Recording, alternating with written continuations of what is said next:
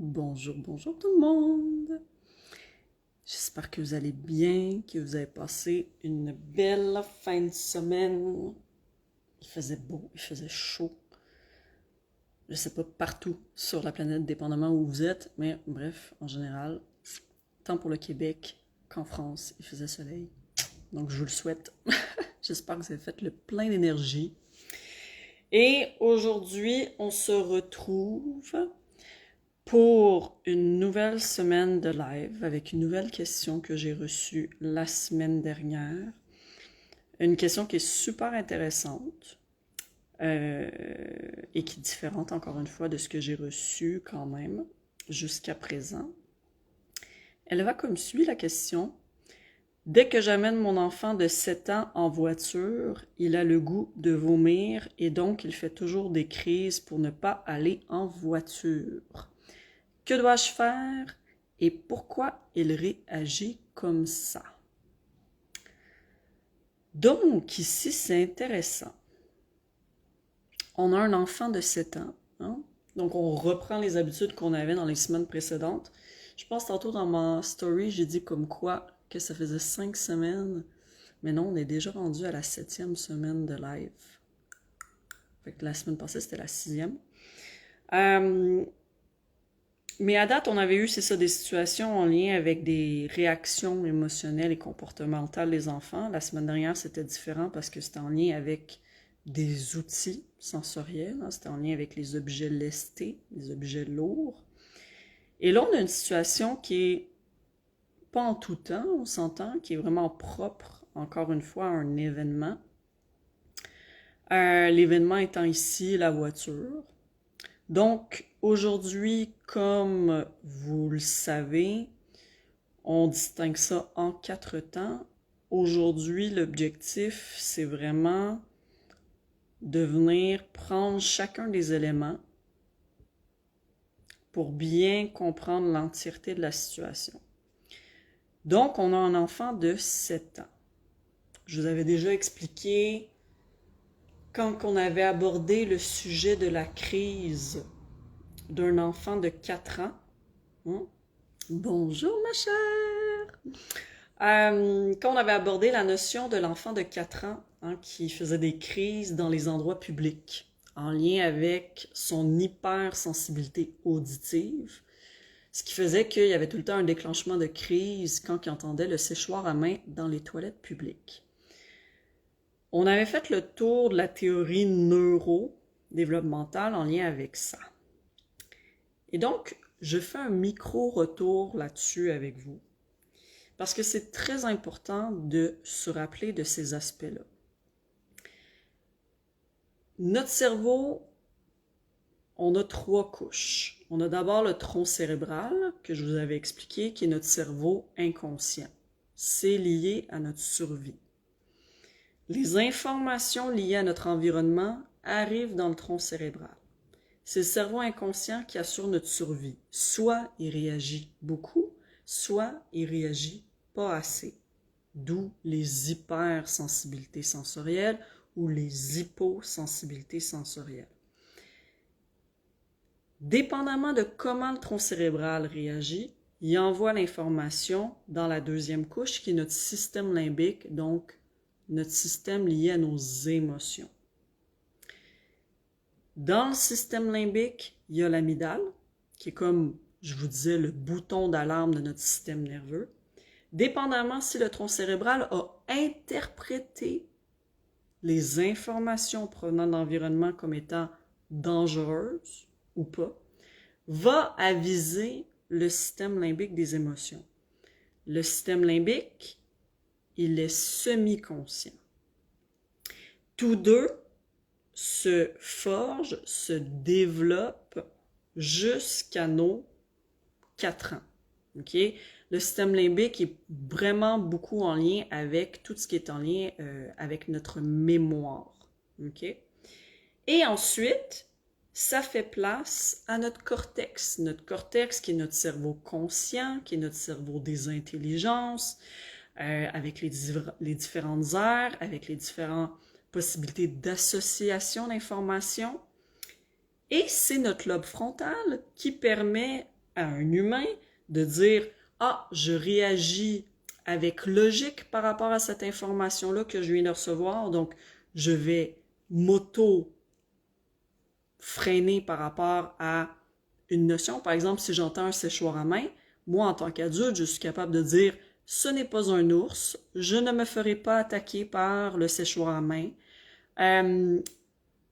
Oui, c'est désagréable le bruit, mais ça va pas m'atteindre au niveau de ma sécurité, ça va pas nuire à ma personne, ma survie n'est pas en péril. Et donc, vous voyez toutes ces capacités-là de jugement, d'analyse, de logique, de planification, d'autocritique, d'organisation. Salut Pauline! C'est tout lié à le cortex, lié à notre aire des intelligences. Mais un enfant, un bébé qui naît, il est en train de développer les connexions synaptiques dans son tronc cérébral, qui est le cerveau inconscient. Et au fur et à mesure des expériences qu'il vit, il fait du classement, il l'envoie dans son système limbique et il fait la conclusion, est-ce que ces stimuli sont agréables ou désagréables, est-ce que peu importe, et là l'envoie dans ses émotions. Ce qu'il faut se rappeler, c'est que le tronc cérébral et le système limbique des émotions se construisent jusqu'à nos 4 ans. Ce pourquoi on n'a pas de souvenir très clair de notre jeunesse avant 4 ans. C'est parce qu'on n'était pas encore suffisamment développé au niveau de nos connexions synaptiques, au niveau de notre cortex lié à nos intelligences. Donc, si je vous dis, mes chers parents, est-ce qu'un enfant de 4 ans peut réagir ou poser des actions similaires à un adulte face à un événement de la vie? Non. Non, pourquoi? Parce qu'un enfant en bas de 4 ans agit sur son tronc cérébral. Salut, ma chère Marilyn! Un enfant en bas de 4 ans agit sur son tronc cérébral, l'inconscient, et sur son système limbique, sur les émotions, sur ce qu'il sent dans son corps, qui est semi-conscient. Et après, avec ces expériences-là, construites en bas âge, là, il développe les connexions nécessaires au niveau de son cortex pour après bien réagir face aux événements de la vie. Mais ça demande une construction. Donc, bien entendu qu'on ne peut pas exiger à un enfant de 4 ans et moins les mêmes réactions qu'un enfant de 12 ans, de 15 ans, de 18 ans ou même de 21. La maturité des aires au niveau du cortex arrive, et la maturité surtout au niveau du lobe frontal arrive à 21 ans. Ça veut dire que le cerveau continue de faire sa maturation jusqu'à 21 ans. Donc, bien entendu qu'on ne peut pas avoir les mêmes exigences auprès d'un enfant. Il est en train de se bâtir, il est en train de se construire. Et donc ici, dans la situation de la semaine, on a un enfant de 7 ans qui, en voiture, a tout le temps le goût de vomir et donc il fait toujours des crises pour ne pas aller en voiture. On vient de dire qu'en bas de 4 ans, on est sûr que l'enfant agit sur ses sensations, agit sur ses émotions. Si vous me dites, et ça c'est le même discours que j'ai dans l'entièreté de mes conférences, l'entièreté de mes formations, et si vous me suivez régulièrement dans mes lives, un enfant ne fait pas de caprices. Un enfant, surtout en bas de 4 ans, manifeste, certes peut-être maladroitement, peut-être inadéquatement, mais il manifeste un besoin interne, que ce soit lié à un inconfort ou à un besoin ou à un manque. Et c'est nous, en tant qu'adultes, de venir lire ce besoin-là et de prévenir peut-être ce manque-là pour pouvoir bien l'accompagner là-dedans. Mais un enfant ne fait pas de caprices. Un enfant, tout ce qui est manipulation, provocation, ça, c'est... Il faut déjà du cortex, il faut déjà de l'intelligence pour se dire « Ah ouais, mon parent, il veut ça, moi, je veux ça, ah, je vais trouver une twist pour le manipuler. » Non, l'enfant apprend en fonction de ce que vous faites, mes chers parents. Si à chaque fois qu'il pleure, vous lui donnez un biscuit, c'est comme l'entraînement de Pavlov avec les chiens. C'est que lui, il va apprendre qu'à chaque fois qu'il pleure, il y a un biscuit. Donc, éventuellement, il va comprendre, dans le sens que s'il pleure, il risque d'avoir un biscuit parce que c'est tout le temps ça que vous lui donnez. C'est pas parce qu'il est en train de vous manipuler, c'est parce que c'est tout le temps ça qu'il reçoit de son environnement. OK? Et donc, si vous me dites ici, là, on a un enfant de 7 ans dans la situation actuelle. Est-ce que le fait qu'il fait toujours des crises pour aller en voiture, c'est lié à de la manipulation, de la provocation? Non. Et je vous explique. Certes, l'enfant est plus vieux que 4 ans, mais ici, l'enfant a le goût de vomir et vomit en voiture. Ça veut dire qu'il y a une réaction directe liée à son système nerveux autonome. Est-ce qu'on peut faker? Est-ce qu'on peut inventer une nausée? Est-ce qu'on peut inventer qu'on a mal au cœur? Non, c'est une sensation. Un enfant n'invente pas un symptôme parce que il n'est pas conscient des répercussions de l'invention. Et s'il sent quelque chose, avoir envie de vomir, avoir le goût de vomir ou vomir, c'est déjà quelque chose de tellement désagréable. Un enfant n'inventerait ça pas pour rien. Quand on a le goût de vomir, bon, que ce soit au niveau du réflexe nauséeux, au niveau de nos réflexes primitifs oraux, c'est surtout, oui, il peut y avoir un déclenchement déjà au niveau de la langue. Typiquement, les enfants, on peut le voir beaucoup chez les enfants qui ont un trouble du spectre de l'autisme, ils mangent des textures mixtes, mélangées, et là, ils se retrouvent avec de la nourriture à un endroit précis au niveau de leur langue.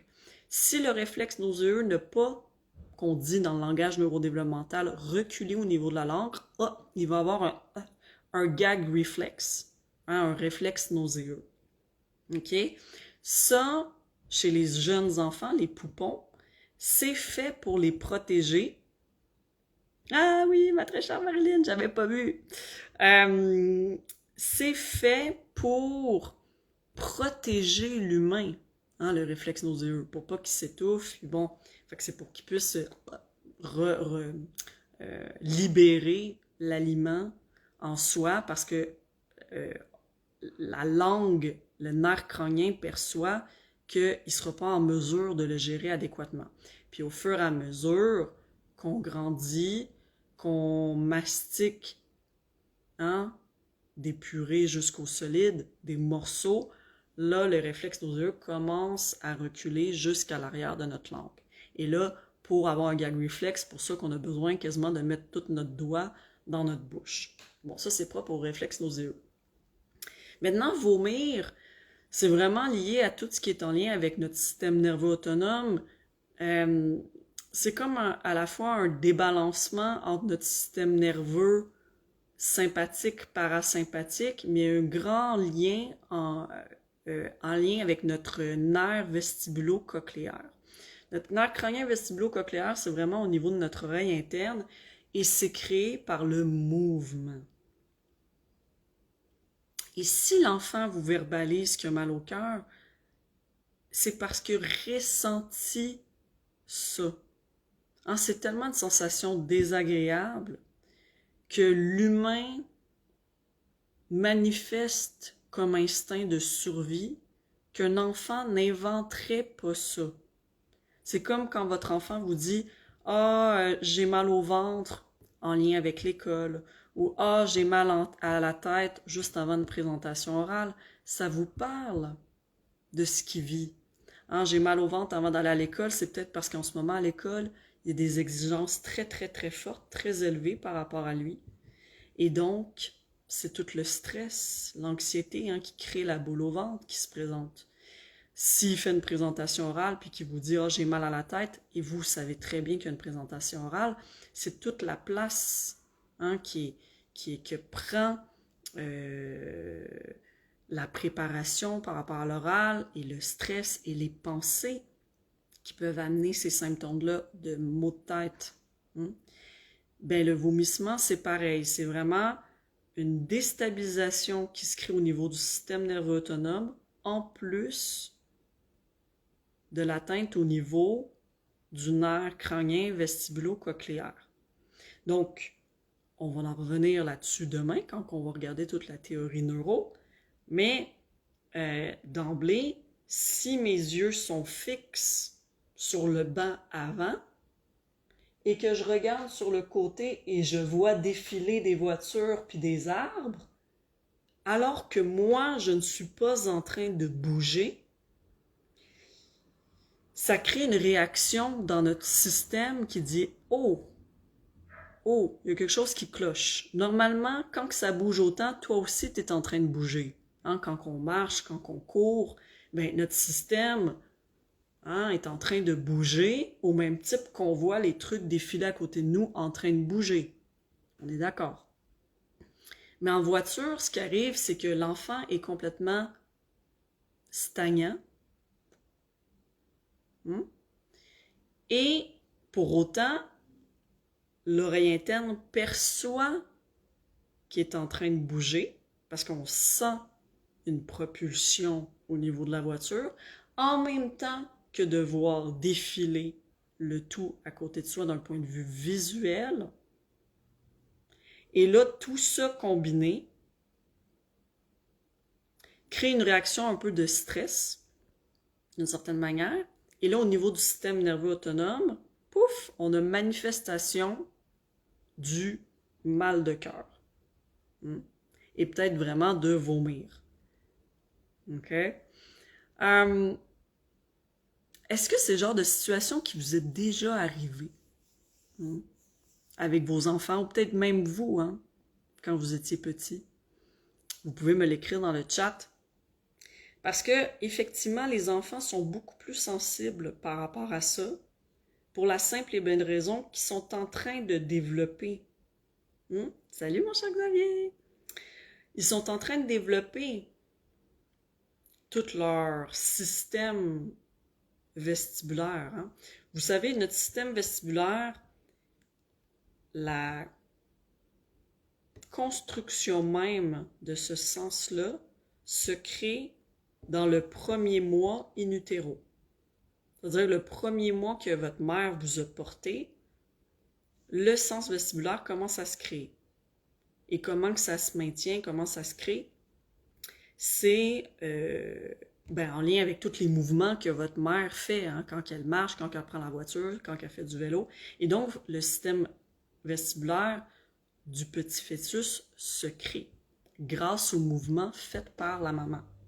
Mais le système vestibulaire arrive à maturité très tardivement et complètement, en fait, à 21 ans.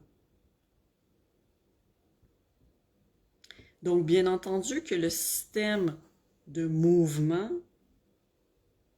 au niveau de l'oreille interne, au niveau de l'analyse que le cerveau en fait, n'est pas mature à 4, 5, 6, 7 ans, 8 ans. Et c'est au fur et à mesure qu'on est exposé, un peu comme les marins, dans les bateaux, à la mer, plus on est